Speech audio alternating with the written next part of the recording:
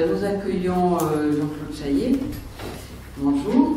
Désolé pour le retard. Qui vient de Résistance Sociale.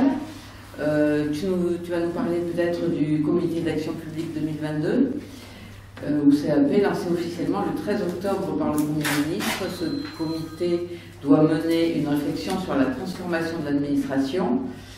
3 objectifs principaux sont affichés: l'amélioration de la qualité de services rendus à l'usager, je crains le pire, l'optimisation des conditions de travail pour les agents et la réalisation d'économies d'ici 2022. La démarche est annoncée comme globale, mais elle poursuit des objectifs des précédents gouvernements, tels que la révision générale des politiques publiques, RGPP de 2007 à 2012, et la modernisation de l'action publique, MAP, qui est issue du dernier quinquennat. Alors, une question: est-ce que l'État, la fonction publique vont être au service du CAC 40 ? Les enjeux de cette réforme donc, sont un changement de société, mais lorsqu'on entend changement de société, on peut tout entendre, le pire et le meilleur. Et comme on a dit que l'atelier s'appelait Macron, le Thatcher français, et que Thatcher a profondément changé la société britannique, on peut s'attendre au pire. Effectivement, aujourd'hui c'est un anniversaire d'ailleurs, parce que le 13 octobre dernier, il y avait Édouard Philippe qui lançait le chantier Action publique 2022. Et effectivement, la première chose qu'il a dite, c'est quel modèle social voulons-nous? En clair, c'est la même chose que Kessler, adieu 45. Et ils le mettent effectivement en œuvre. On peut prendre des ordonnances, on peut prendre des réformes ferroviaires, on peut prendre l'ensemble des réformes. Et donc effectivement, c'est une offensive généralisée contre les jeunes, contre les actifs, contre les retraités. Alors du matin au soir, on nous assène qu'il y a 10 points de trop de dépenses publiques, comme ils disent. Terme d'ailleurs qui mérite discussion parce que ça n'existe pas vraiment, les dépenses publiques. Alors ce que l'on reproche aux 56%, 55% de dépenses publiques, c'est pas les dépenses. Ça, c'est pas gênant. Pour un taux très supérieur, c'est pas gênant. C'est pas les 56%. Ce qu'on leur reproche, c'est d'être public. Et c'est le terme public qui fait problème là-dessus. Lorsqu'on dit je veux virer 10%, 10 points de PIB de dépenses publiques, c'est-à-dire plus de 200 milliards, ça veut dire qu'on va privatiser l'ensemble de services publics, de la protection sociale, etc., voire casser l'ensemble de ces dispositifs. Alors effectivement, le rapport CAP 22 qui en est issu, qui est composé de dirigeants de grandes sociétés, hein, le président, c'est le PDG de Safran, il y a la directrice générale d'Amexity, il y a ceux qui ont déjà cassé dans leur propre pays tous les services publics et la protection sociale. C'est véritablement le gratin du gratin. Alors c'est une offensive générale, tous services publics, et notamment contre les 3 versants de la fonction publique. Casse du statut, embauche prioritairement dans le privé, prioritairement des précaires, management accentué, le pire du privé, suppression massive de missions de service public, on va confier au privé. C'est le moyen effectivement d'aller chercher les 8 ou 10 points qu'ils veulent aller chercher. Restructuration. Des petites merveilles, moi je viens du privé, que j'ai bien connu dans le privé, hein. Je cite, des plans de départ volontaires en cas de restriction de service. Dans le privé, on appelle ça des charrettes. Hein. Donc là, le but c'est de l'appliquer donc, au public. Alors CAP 22, c'est connu dans le programme de Macron. C'est 3-4 points de PIB à supprimer d'ici 2022. C'est 120 000 fonctionnaires. Alors j'entends parfois dire, et même assez souvent, ouais, mais enfin les coupes budgétaires, les suppressions de personnel, on est habitué, donc c'est comme d'habitude. Non, je ne pense pas que ça soit comme d'habitude, justement. Parce qu'effectivement, quand Édouard Philippe dit changement de modèle social, quand Macron dit changement de modèle social, quand Agnès Buzyn dit la Sécu de 45, c'est un vieux truc, il faut faire autre chose. Quand le MEDEF dit la sécurité sociale de 45 n'est plus soutenable, il faut commencer à s'inquiéter sérieusement. Et si je prends la sécurité sociale, maintenant c'est son existence qui est en cause. Et je vais être très précis, il y a eu une tentative d'assassinat au printemps dernier, en mai-juin dernier. Comment s'est fait cette tentative d'assassinat de la Sécu? Par un petit amendement, comme on fait souvent dans les grandes réformes. On a commencé par dire, bah tiens, dans la réforme constitutionnelle, je vais remplacer le terme sécurité sociale par protection sociale. Ça sonne à peu près pareil. Alors la différence, elle est fondamentale.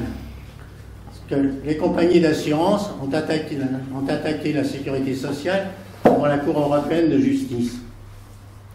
Motif, le monopole, l'obligation de s'y affilier, ça viole la concurrence. La Cour européenne de justice ne leur a pas donné raison. Donc on a pu garder la sécurité sociale telle qu'elle est.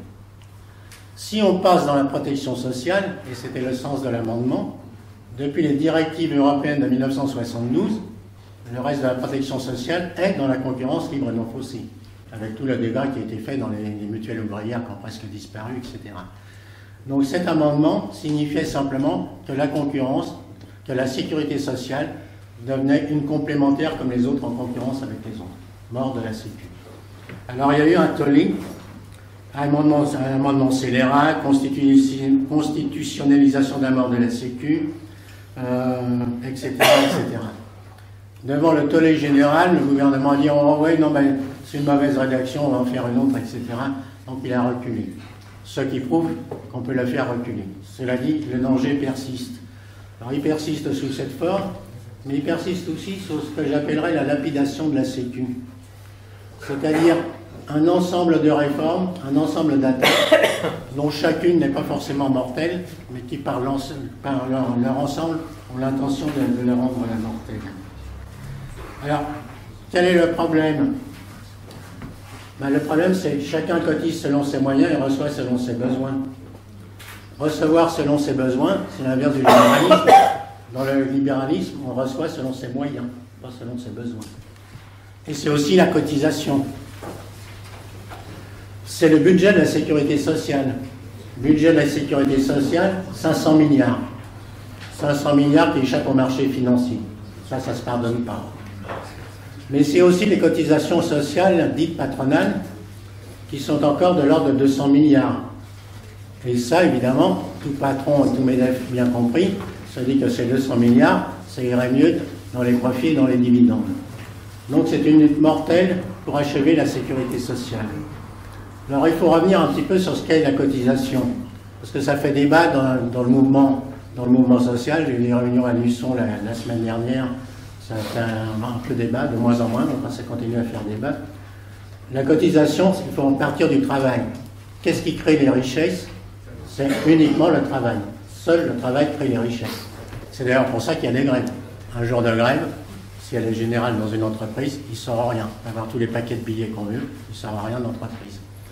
Donc, c'est le travail qui crée les richesses. Il y a un premier partage, c'est le partage dit primaire entre le salaire et le capital.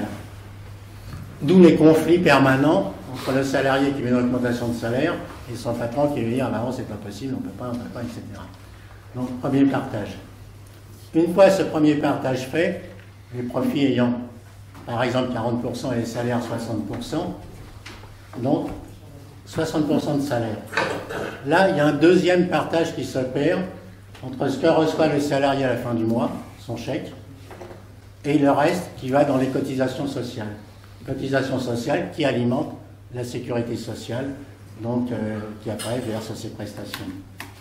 Donc, les cotisations sociales, c'est ça le fondamental, c'est une partie du salaire. Une partie du salaire qui est simplement socialisée. Chacun verse, puis c'est socialisé, et on récupère à un moment donné en fonction de ses besoins. Alors, circonstance aggravante, après ça on parle de cotisations dites salariales et de cotisations dites patronales. C'est exactement la même chose. Simplement, ce vocabulaire permet aux MEDEF de dire « Ah ben c'est des charges », et donc ils vont supprimer mes charges. Et là, on est dans le concret, on est de nouveau dans l'actuel. Parce que dans le projet de loi de financement de la sécurité sociale 2019, on est parti pour virer encore plus de 20 milliards de cotisations sociales. 20-25 milliards. On va atteindre à peu près, en en exonération, exemption, dans les 65 milliards. 65 milliards, c'est 3 points de PIB. Quand on nous dit, ah ouais, le PIB, machin, on n'arrive pas... c'est 3 points de dette aussi, qui font des petits chaque année. Après ça, on dit, ah ouais, mais on fera les 100% de dette. On l'a créé très volontairement. Donc on est dans cette actualité-là, volonté de fiscaliser la sécurité sociale. Or, ce n'est pas seulement une question d'argent, je voudrais insister sur ce point-là, ce n'est pas seulement une question d'argent. Notamment la CSG. Jusque dans les années 90, la sécurité sociale a été financée presque entièrement par les cotisations sociales. Puis est venue la CSG, la TVA, les impôts divers, sous tous les prétextes. La CSG, il faut bien voir que c'est un impôt, jusqu'à présent plus ou moins affecté, mais c'est un impôt. Qui paye cet impôt? Parce que c'est ça qui est important. Qui paye cet impôt? On a dit, ah ben maintenant, c'est quand même bien, c'est quand même mieux la CSG, parce que maintenant le capital paye. Et une partie de l'acceptation de la CSG, c'est-à-dire, ah ben maintenant que le capital donne sa part, c'est quand même moins grave. Or, c'est une arnaque complète. Pourquoi? Parce que la CSG est payée à minimum 90% par les salariés et les retraités. Et même les 10% qui restent, on peut en discuter. Quand c'est un salarié qui a trois assurances vie et autres, même si c'est des revenus dits du capital, c'est pas un capitaliste pour autant. Il reste à peu près une minute. Pardon? Il reste à peu près une minute. Bon. Non, je vais terminer alors. C'est pour être gagné. Donc tout ça pour dire quoi? C'est que la cotisation, c'est l'argent des salariés. Comme c'est l'argent des salariés, ce sont des droits. On a droit à sa retraite, on a droit à être soigné, on a des droits. Et à la limite, on devrait gérer la sécurité sociale puisque c'est l'argent des salariés. Quand on passe à la fiscalisation, là, ça devient une allocation. C'est plus un droit. Et par exemple, dans le CAP 22, dont on parlait tout à l'heure, on prend notamment l'exemple de l'assurance chômage, qui est en train, elle aussi, d'être fiscalisée. Et maintenant, je cite le terme, parce que c'est véritablement le cœur de leur programme, c'est le cœur de CAP 22. Il s'agit d'octroyer aux demandeurs d'emploi une assistance. Et donc, on est en train de passer de la sécurité sociale, chacun cotise selon ses moyens et reçoit selon ses besoins, à des allocations toujours trop chères pour pauvres. Et pour ceux qui ne sont pas pauvres, c'est un projet, c'est pas seulement Macron, c'est le projet de l'Union européenne, c'est le projet de la Banque mondiale, c'est un projet général.